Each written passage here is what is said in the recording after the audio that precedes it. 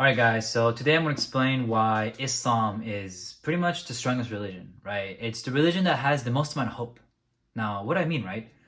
Islam is about detachment of the dunya and attachment to Allah, which means that everything in the dunya is limited and fleeting, right? The only thing that's everlasting and infinite is Allah, right? And when you can attach yourself to the infinite, when you can attach yourself to the everlasting and the infinite, like there is always hope, right? Because it doesn't matter what happens in the dunya. It doesn't matter if your kids get taken away from you. It doesn't matter if your entire family is taken away from you. It doesn't matter if your spouse, if everything is in the dunya is taken away from you. You could be literally homeless on a desert, naked, no food, starving to death. Guess what? Allah is still there. Allah is still there because if you have a connection with Allah stronger than everything else in the dunya, then that makes you still have hope. Right? So when you literally have nothing, right? You're in the desert, naked, no clothes, homeless, no money, starving, at least you have Allah. You can have everything in the dunya taken away from you, right? And if Allah wills, like Allah can just take away everything from you. Allah, if He wills, He can take away your family, He can take away your parents, your spouse, your kids, everything. But as long as you have your attachment towards Allah is stronger than that of the dunya, then you always have hope, right? That's what makes Islam the strongest religion, because it's the only religion where it gives you hope during situations of this. Because the reality is, this dunya is a prison. This dunya is limited and fleeting, right? This life is so temporary. Like, we're only here for a short amount of time. It's so limited, right? You know, like, but when you can attach yourself to Allah, when you can attach yourself to the infinite, when you can attach yourself and view that we're gonna have another life after this, Jannah, right? Like, it just makes this life seem so like fleeting and limited. And you know, when things get taken away from you in this life, whether it be pleasures, like, you know, when pleasures get given to you, like if Allah were to bestow you, like, you know, a great family, money, good health, you know, of course you can be grateful for Him, but for you should be in your head like, it's just like, yeah, it's whatever. Like, if I were to get $1 million today, if Allah for some reason decided to give me $1 million tomorrow, my reaction would be like, okay, whatever. It's whatever. It's literally whatever, bro. Like, I don't care. I mean, kind of care, but it's like, it's kind of whatever. Because whether I have the $1 million or not doesn't matter. Because that's all dunya. That's all limited and fleeting. Right? It doesn't matter if the $1 million is taken away from me. It doesn't matter if I have it. It doesn't matter, because I still have my connection with Allah. Because as long as my connection with Allah is stronger than everything else in dunya, then I still have hope. See, that's the problem with doing things for your family. People say, like, why do you work? Why do you make a living? Oh, you know, I want to provide for my family.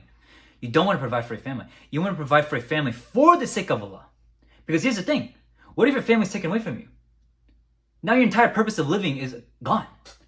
Because you've been working your ass off, and then, you know, you have your family, like, taken away from you like that. Like, you're going to be completely empty. You're going to have no hope. You don't want to do things for your family. You don't want to do anything for your spouse. You don't want to have the prime objective of living your life be for people of this dunya. You don't want the thing that you're doing here in this dunya to be for the creation. You're doing nothing for the creation. You're always doing everything for the creator, and that's Allah, right? So that's why, like, you know, if I have to have kids, if I have to have a spouse, it's like, I'll take care of them, I'll provide for them. But here's the thing. I want to make sure that I don't attach myself to them as much as I'm going to attach myself to Allah. Because my spouse, my kids are limited and fleeting. They're the creation. Right? And they can be taken away from me at any moment. At any moment, my kids, boom, taken away from me. Right? Gone. Spouse, gone. Right? Allah, if He wills, He can take their life like this. Like this, bro. It will be so easy for Allah to do that. So my goal, so as a Muslim, like in Islam, it's like your attachment towards the Creator must be stronger than your attachment towards your parents, towards your spouse, towards your kids. Because your family is dunya. Your family is limited and fleeting. So you do not want to attach yourself to that. You want to make sure your attachment towards Allah is greater than everything else in dunya. You know? And that's the central point of the video. Like, that's the central point of why Islam is the strongest religion. Because it's the only religion that gives you the most amount of hope. Because it does not matter if anything else, it doesn't matter if the dunya is turning upside down. It doesn't matter if the world's about to explode. It's like, that's all dunya, bro. That's all dunya. It doesn't matter if there's like just volcanoes in World War V, like bombs everywhere. It doesn't matter. It's all dunya. It's all limited and fleeting, right? And even if there's chaos in the world and a disaster, it doesn't matter. Because that's all dunya. That's all limited and fleeting, guys. You guys understand? It's like, When you attach yourself to the infinite, it's like all these things just become so meaningless, right? So that's why, like, if you're trying to provide for your family, it's like it's good to provide for your family, of course, but you just want to make sure that this life is just temporary. It's just limited, right? And you don't want to attach yourself too much. You don't want to have your sole purpose of living be for your kids or be for your wife, right?